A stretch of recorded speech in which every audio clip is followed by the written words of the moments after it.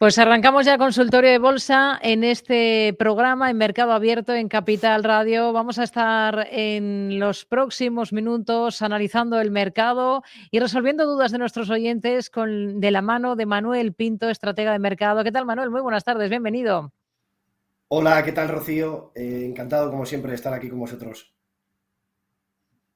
Bueno, pues es una jornada en la que hemos visto muy buen comportamiento, particularmente en la bolsa española, en el IBEX 35, claramente selectivo por encima de esa referencia de los 3.300 puntos, alzas generalizadas en Europa, también en el DAX con máximos históricos que de nuevo ha marcado esta jornada y pendientes estamos de Estados Unidos porque ha arrancado esa reunión de tipos de 2 días de la Reserva Federal. De momento tenemos a los índices allí, al otro lado del Atlántico, con tono negativo, ¿no? ¿Qué está mirando especialmente ahora mismo, Manuel? Bueno, todo en general, ¿no? La fotografía, como bien describías, yo creo que al final la banca y las empresas de defensa que han impulsado hoy al selectivo en un acuerdo histórico que hemos vivido hoy en Alemania, para Mm. hacernos una idea del calibre de este impulso que vamos a ver, pues es actualmente calculado como un 2% sobre el Producto Interior Bruto, todo lo que va a ser el gasto que va a desarrollar en infraestructura y en defensa. Para hacernos una idea, es casi el doble de lo que se gastó en la reunificación en los años 90 o, por ejemplo, en el Plan Marshall, ¿no? Así que, por tanto, pues desde luego que estímulos fuertes, apoyo en los mercados. Hemos visto empresas de infraestructura, de construcción, de telecomunicaciones, de defensa, por supuesto, de bancos, debido a ese comportamiento cíclico, pues hoy teniendo una sesión muy favorable, apoyando también en el caso de, como bien indicabas, el IBEX 35 a las empresas de la región, ¿no? Y en Estados Unidos, pues a la espera de la reunión de la Reserva Federal, todo el mundo descuenta que va a mantener los tipos sin cambio, pero ahora bien, las proyecciones económicas, las expectativas de crecimiento, de empleo, de inflación de cara a los próximos meses, el diagrama de puntos y, bueno, pues un poco la influencia política de Donald Trump serán claves en la reunión y la conferencia de mañana. Mm. Bueno, vamos a ir con dudas de oyentes, si le parece. Voy a aprovechar primero para recordar a quienes nos están siguiendo a esta hora cómo pueden participar con nosotros, que hay varias formas de hacerlo.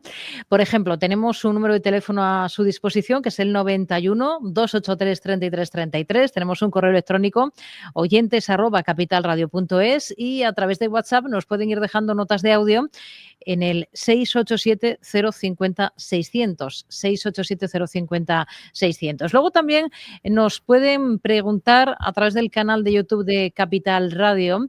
Y aquí tenemos, por ejemplo, ya varios oyentes que nos están dejando preguntas. Mucho hoy nos preguntan por el sector financiero. Por ejemplo, Santiago, su pregunta concreta es la siguiente: ¿dónde se podría poner un stop de beneficio? En Bankinter y en el Banco Santander. Hoy la banca pues ha continuado al alza con muy buen comportamiento dentro del IBEX. Bueno, el que ha liderado ha sido CaixaBank, que ha subido más de un 5%, pero es que Bankinter ha sido el segundo, lo mismo que el Santander, con alzas ambos del 4%. Bueno, stop para estos dos bancos, ¿dónde habría que ponerlo, Manuel? Bueno, la verdad, Rocío, que ya lo hablábamos la semana pasada, yo creo que el sector bancario se ha pasado de acelerón y, bueno, pues es verdad que en los últimos días habíamos visto algunas dudas o incluso alguna tendencia lateral, pero como podemos ver en pantalla, las últimas velas alcistas pues demuestran que el comportamiento sigue siendo positivo. Comportamiento positivo basado en la expectativa de crecimiento, en que esa emisión de deuda que van a desarrollar los países de la Unión Europea pues al final genera un mayor crecimiento y una mayor productividad. No descartemos que al final la inversión en el sector de la defensa no es solo positivo para el sector en sí, sino también a nivel tecnológico, a nivel de economías de escala, a nivel de productividad, como indico, y por tanto, pues ahí se descuenta un crecimiento económico. Si bien es verdad que en este sentido, pues espera un mayor crecimiento, incluso una mayor inflación, que por tanto obligue al Banco Central Europeo a mantener los tipos más altos durante un mayor periodo de tiempo, creemos que en el corto plazo, cuando entren en vigor los aranceles recíprocos a partir del 2 de abril, vamos a ver una volatilidad importante en el sector debido precisamente a ese comportamiento cíclico y a muchos sectores que van a sufrir esos aranceles, ¿no? En cuanto a niveles técnicos de las compañías que nos preguntan, bueno, pues vemos aquí en el caso del Banco Santander que ha superado los niveles de resistencia que marcábamos la semana pasada en cuanto a los 6,35 euros por acción. Hemos descartado la posibilidad de que hubiese un techo, por tanto, importante. Y bueno, pues marcándonos un poco, yo creo que niveles de soporte o niveles de stop loss en el medio plazo, todo lo que sea por debajo de los 5,7. Es verdad que es un nivel importante en el medio plazo, pero bueno, es verdad también que dependerá un poco del perfil de cada inversor. Si tuviésemos que ser a más a corto plazo, pues bueno, la vuelta a estos niveles, incluso los 6,20 euros por acción, pues sería un nivel de stop loss apropiado. En el caso de Bankinter, pues la tendencia, como se puede ver, es máximos y mínimos crecientes, canal alcista dibujado en el que no podemos descubrir ahora mismo una finalidad, y como vemos aquí, pues podríamos dibujar una tendencia al alza que estamos viendo reflejada de esos máximos crecientes, que podríamos tocar ahora mismo la parte alta del canal y por tanto, pues igual que comentábamos antes, tenemos el posible riesgo, igual que hemos visto en estas ocasiones en la que tocamos la parte alta del canal alcista, en el que nos vayamos a intentar soportar en la parte baja y por tanto, pues no descartaríamos llegadas a los 10,3 euros por acción. Ahora bien, más a medio plazo, pues podríamos marcar, por ejemplo, los mínimos crecientes anteriores en torno a los 9,8 euros por acción. Venga, vamos a echar un vistazo, si le parece, a IAG. Va a ser el siguiente valor que vamos a analizar.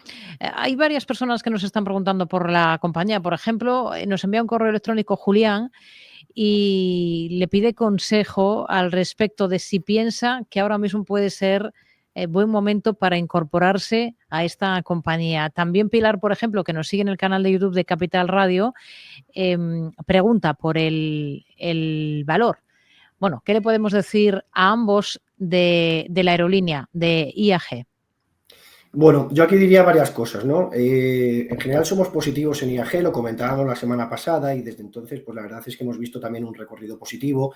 Dentro de lo que es el sector, hemos visto unos resultados formidables, unos resultados en los cuales el crecimiento de los ingresos ha estado por encima de la media, alrededor del 8% en el crecimiento del último trimestre reportado, en el que hemos visto unos ingresos por milla y por pasajero superiores a las medias, una ocupación también, a una mayor eficiencia de costes debido a la inversión que ha realizado en nuevos aviones y gestión más eficiente en los últimos meses, y además pues la vuelta al dividendo o, por ejemplo, menores costes reflejados en el petróleo, ¿no? En el cual nosotros creemos que podría cotizar entre los 60 y 70 dólares barril de cara a los próximos meses, en un periodo en el que este trimestre es estacionalmente más débil y, por tanto, sumando pues, el crecimiento económico a la baja en el que podríamos ver esa guerra arancelaria, pues podríamos ver a niveles cercanos a ese umbral.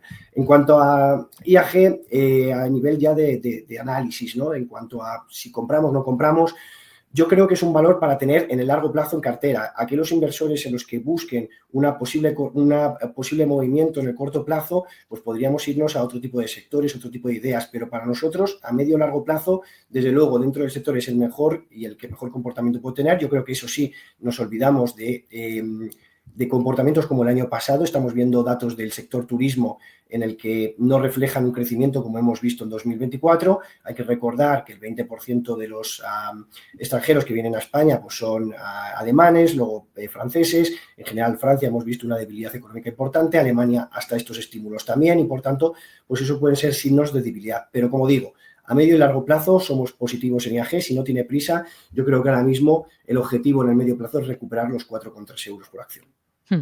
Venga, vamos a ir con más cuestiones. Si le parece, Manuel, vamos a escuchar este mensaje, esta nota de audio que nos ha dejado uno de nuestros oyentes. Muy buenas tardes. Para el señor analista, Barrick la tengo a 15,98 concretamente, e Intel las tengo a 20 redondos. ¿Aguantaría o cancelaría? O si se quitaría alguna o ninguna de las dos. Gracias.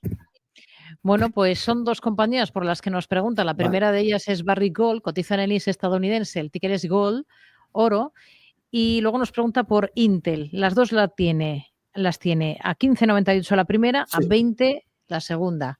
Manuel. Vale, bueno, a ver, en Barrick Gold, ¿qué estamos viendo? En Barrick Gold, tendencia al alza, también gracias a las subidas en el precio del petróleo, pero es verdad que en los 2 últimos años, y es una de las principales dudas que se hacen los inversores, ¿no? Que es que en los 2 últimos años las empresas mineras se han quedado bastante rezagadas respecto al precio del oro. Podemos achacarlo a los costes. En el caso de Barrick Gold, incluso ha tenido problemas en las minas de Mali. O sea, que ha habido empresas ya que han tenido también algunas circunstancias puntuales de jurisdicciones con un mayor riesgo, en las cuales ha habido un mayor apalancamiento. Hay que recordar, pues, con empresas con niveles de endeudamiento fuertes y que, por tanto, en los 2-3 últimos años en los que hemos visto subidas tan importantes en la deuda, pues desde luego que no han podido ir correlacionados con el precio del oro. Es verdad que la producción pues, se ha mantenido estable, incluso a la baja, pero creemos y confiamos en que en una situación como la actual, en la que merece la pena endeudarse, y es lo que está haciendo Barrick Gold, en la que deja atrás esos niveles de riesgo en algunas minas, como es lo que he comentado en Mali, y en la que vemos la caída en los bonos, pues yo creo que con los catalizadores que tiene el oro, que para nosotros es un activo con un escenario idílico, porque durante los 2 últimos años hemos visto que sobre todo pues los bancos centrales han impulsado la demanda de oro, que hemos visto que la inflación se ha convertido el oro en su cobertura favorita, pero ahora es que ahora mismo vemos también Oriente Medio, vemos también la debilidad del dólar, vemos los recortes de tipos previsiblemente que podría hacer la Fed, vemos la caída en los bonos, que es el objetivo prioritario de Scott Bessent, el secretario de Tesoro, y de Donald Trump. Así que, por tanto, escenario idílico para el oro, sumando lo anterior, las mineras de oro yo creo que deberían hacerlo bien. En el caso de Barrick Gold, bueno, pues tendencia al alza, mínimos y máximos crecientes. Podríamos dibujar en este sentido pues un canal alcista en el que la parte alta del canal nos lleve a niveles aproximadamente, vamos a dibujar, bueno, pues más altos en torno a los $21 por acción, que es más o menos niveles de resistencia que podríamos dibujar, que en anteriores ocasiones pues han sido importantes. No sé por qué. Sí. $21 por acción, que ha sido niveles que durante el 2024 le ha costado superar, superando también la media móvil de 50 y de 200 sesiones. Por tanto, pues yo creo que hasta los $21 por acción Barrick Gold tiene potencial. Respecto a Intel, pues lo que estamos viendo son sobre todo movimientos alcistas provocados por los movimientos corporativos. Ha habido un cambio de consejero delegado en los últimos días. El mercado, la verdad es que ha tomado con buenas sensaciones ese cambio. Es verdad que es una compañía que podría sufrir la supresión o la eliminación por parte de Donald Trump de la ley de chips. Son $52.000 millones que había aprobado Joe Biden, que Intel, al tener una producción más ponderada a Estados Unidos que el resto de empresas de semiconductores, podría aprovechar más, y que en este sentido también, igual que lo podía aprovechar, ahora le puede perjudicar, ¿no? Empresas de tecnológicas y semiconductores en las que creemos que hace falta un catalizador, creemos que hace falta un desarrollo, una innovación, un avance. Hay el consejero delegado de NVIDIA habla hoy, ¿no?, que es un día importante para ver sobre el progreso de las empresas. Y bueno, pues en este sentido estaríamos un poquito más fuera, ¿no? No sé si el usuario nos decía que las tenía en cartera. Las tenía y tengo anotado a 20. Sí. Pues bueno, yo creo que sinceramente es verdad que estamos acercándonos a esta zona de resistencias importantes y que aquí hay un gap bajista importante, y esta zona, sobre todo, pues si la consiguiésemos superar, que es la zona de los 27 euros por acción, pues tenemos camino todavía factible para poder llegar hasta los $29. Bueno, podríamos esperar a ver si conseguimos romper esta zona, pero en caso contrario, pues marcándonos unos niveles de stop loss cercanos a los 24 euros, pero más positivos en este sentido a nivel técnico que a nivel fundamental. Bueno, pues son estos dos valores, el análisis lo tenemos ya sobre la mesa, Barrick Gold, Intel. Vamos, si le parece, a saludar a Miguel de Madrid, que le tenemos al otro lado del teléfono. Hola, Miguel, muy buenas tardes. Hola, muy buenas tardes, Rocío. Díganos. Felicidades por el programa, te sigo desde hace años y eres la mejor. Bueno, muchas gracias por escucharnos. Mira, quería hacer una consulta por un valor que es en el mercado alemán, que es el del holding de Porsche, que en los 2 últimos años ha caído un 50% del valor. Y luego quería hacer una pregunta genérica. Quería preguntarle al analista por qué vengo escuchando desde hace 4 o 5 años siempre el gran peso, la gran mochila que tiene Telefónica con la deuda, pero nunca escucho el peso que tiene Iberdrola con la deuda. O sea, son 2 caballos del IBEX, pero sin embargo a Telefónica se la penaliza mucho por la deuda y a Iberdrola nunca. O sea, Las dos preguntas que quería hacer. Muy bien. Gracias, Miguel. Muy buenas tardes. Un fuerte abrazo, adiós. Vamos con Porsche y luego hablamos de este tema de Iberdrola y su deuda. Manuel, comenzamos por Porsche, si Vale. le parece. Era el holding, Porsche Automobile Holding, por el que nos preguntaba. Sí, bueno, aquí lo que podemos ver a nivel técnico es que la tendencia bajista, bueno, pues de mínimos decrecientes, hasta que no consiguiésemos romper esta zona, pues no seríamos muy positivos, ¿no? Estamos viendo ahora mismo niveles de 54,36, cada vez que hemos intentado superar esa zona que decimos crítica, pues se ha ido a la baja y, por tanto, a nivel técnico esperaríamos aquí.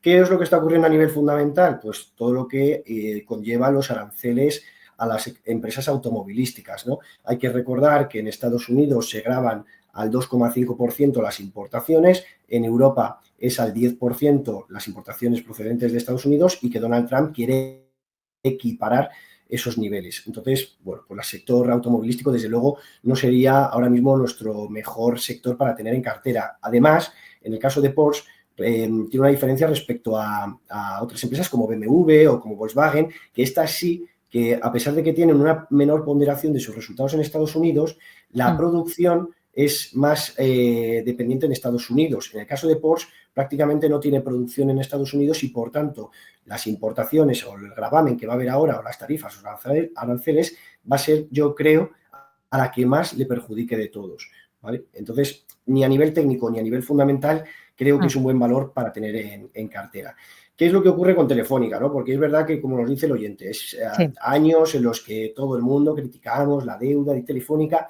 Estoy de acuerdo en el sentido de que se critica la deuda de Telefónica porque es algo que se habla mucho de los últimos años, pero hay empresas con una deuda neta sobre EBITDA muy superior a la de Telefónica. Por ejemplo, es el caso de Cellnex, por ejemplo, es el caso de Grifols, por ejemplo, es el caso de Fluidra, en las utilities, que tienen altos niveles de endeudamiento, ¿no? ¿Qué es lo que ocurre? Que en Telefónica la crítica que estamos teniendo sobre todo es que tiene deuda, pero los flujos de caja no llegan a ser muy relevantes, no llegan a crecer en esos flujos de caja. Entonces eso sí que nos preocupa, porque si tienes poca deuda, pero a pesar de ello tienes pocos niveles de flujos de caja que no son constantes o que no son crecientes, preocupa, ¿no? Y es por eso por lo que se critica la deuda, no tanto el nivel de deuda sobre EBITDA, como digo, que hay otras empresas del IBEX que tienen más, sino la constancia a la hora de poder generar flujos de caja que le permita pagar esa deuda.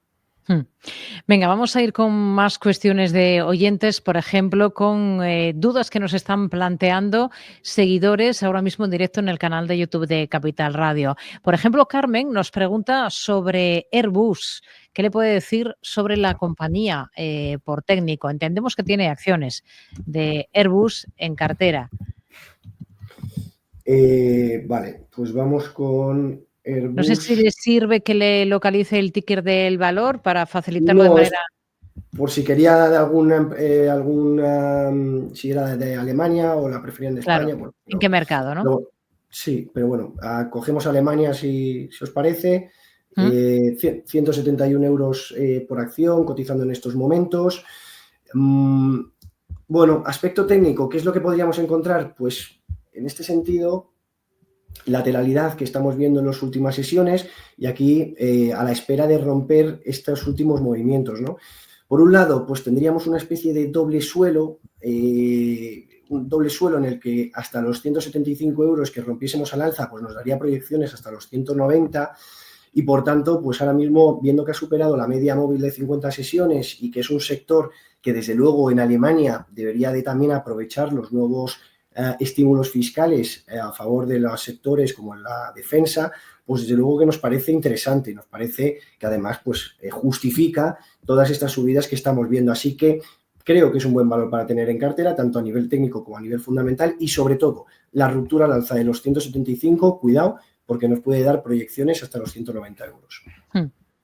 Venga, vamos con un correo electrónico que nos envía Javier, otro de nuestros oyentes, y nos plantea lo siguiente, Manuel. Nos dice exactamente, pregunta por Inditex y pregunta por Colonial, por dos compañías del IBEX. Sobre Inditex, bueno, tiene las dos compañías en cartera, pero sobre la textil en concreto nos dice que las tiene a 51,92 euros. Quiere saber qué proyección le ve a Inditex a medio plazo. Ha tenido una importante corrección Inditex desde la semana pasada especialmente en el día en el que presentó resultados, que recortó más de un 7%. Sobre Colonial, no la tiene en cartera, dice que es para entrar, soportes y resistencias. Vamos primero con la que tiene y entiendo le preocupa ahora, que es Inditex, a 51,92. Vale, bueno, a ver qué es lo que ha ocurrido con Inditex. Aquí podemos ver este gap, es que es el hueco, ¿no? Bajista entre el precio de cierre del día previo a resultados trimestrales y la apertura del día siguiente, ¿no? Cotizaba aproximadamente a 49 euros, después empezó a cotizar a 45. ¿Qué es lo que el mercado ha penalizado? Bueno, pues los resultados trimestrales fueron buenos, los resultados no fueron malos en cuanto a los datos del último trimestre. Es verdad que en anual pues nos dejó algunas dudas, tanto los inventarios, ya que crecieron al 12%, que es un dato que suele ser mucho más bajo en el caso de Inditex, una empresa que además pues tiene tiradas cortas, que suele amoldarse bien a los gustos de los consumidores de una manera muy eficiente y por tanto tiene menos inventario. Además, pues los flujos de caja no han crecido mucho, lo cual nos da a indicar que bueno, pues está invirtiendo mucho en CAPEX, mucho eficiencia, mucho inmobiliario, muchas tiendas, mucho desarrollo. Bueno, pues para llegar y va a seguir manteniendo esa ventaja competitiva. Los canales digitales han crecido, la venta digital un poquito menos de lo esperado, pero bueno, no ha penalizado eso. Lo que ha penalizado el mercado ha sido que el crecimiento de cómo ha iniciado el 2025 ha sido al 4% en divisa constante, mientras que el año pasado creció alrededor del 8%. Los márgenes se han estrechado y, por tanto, pues al mercado la verdad es que no le ha gustado esas expectativas. Por tanto, bueno, pues es verdad que la tendencia es positiva en cuanto al largo plazo. Yo personalmente me quedaría Inditex en el largo plazo porque creo que todas estas consideraciones que estamos hablando, a pesar de que el consumo discrecional pueda sufrir una desaceleración económica, al final el textil, el consumidor, ¿no? Todos nosotros, cuando llegamos a final de mes, pues vemos los ingresos que tenemos, vemos pues la hipoteca, vemos los gastos, ¿no? Y con ello pues podemos decidir qué partida más o menos podemos llevar a ahorro, también a gastos como pueda ser el textil. Cuanto más tengamos de ahorro, pues más podremos gastar y cuanto menos, menos. Así que, por tanto, pues una situación en la que hay una debilidad en el consumo, en la que no estamos seguros de cómo va a evolucionar, pues nos va a llevar a gastar menos, ¿no? Además de los aranceles en Estados Unidos, que el sector textil pues va a ser uno de los principales damnificados. Entonces, en el corto plazo vas a poder tener volatilidad, incluso creo que puede caer, creo que incluso no me extrañaría que la llegásemos a ver en niveles de los 43, de los 42, 41 euros por acción, ¿vale? Pero yo, con paciencia, si es un cliente que a nivel estratégico tiene esas acciones de Inditex, me las quedaría en cartera porque en el medio plazo creo que va a recuperar esos máximos alcanzados de los 55 euros. En cuanto a Colonial, bueno, pues aquí lo que estamos viendo, y lo hemos visto hoy, Merlin, Colonial, sufriendo, y están sufriendo por esa expectativa de tipos de interés más altos, ¿no? Esas proyecciones de crecimiento económico, también de inflación al alza, de emisión de deuda, provoca que haya más emisión de deuda. Cuando hay más emisión, más oferta de deuda, pues sube la rentabilidad de los bonos y también puede obligar al Banco Central Europeo a mantener los tipos altos más tiempo. Por tanto, el sector inmobiliario, el sector del real estate, muy dependiente de todos estos movimientos de compra y venta, podría sufrir que los tipos estén más altos y, por tanto, menos actividad, ¿no? Y es lo que estamos viendo un poquito con Colonial, que ha ocurrido hoy, a pesar de que en los últimos días venía subiendo. Yo personalmente descartaría, no sé si nos comentaba que la tenía o que la... Creo que no, Colonial era con la idea de tomar posiciones, de comprar. Yo no la pondría, ¿vale? Yo no compraría Colonial, me esperaría en todo caso a ver si hay una evolución positiva que supere los 5,8 o 5,9 euros por acción, pero en cualquier caso, ni en el corto ni en el medio plazo, me tendría ahora mismo Colonial.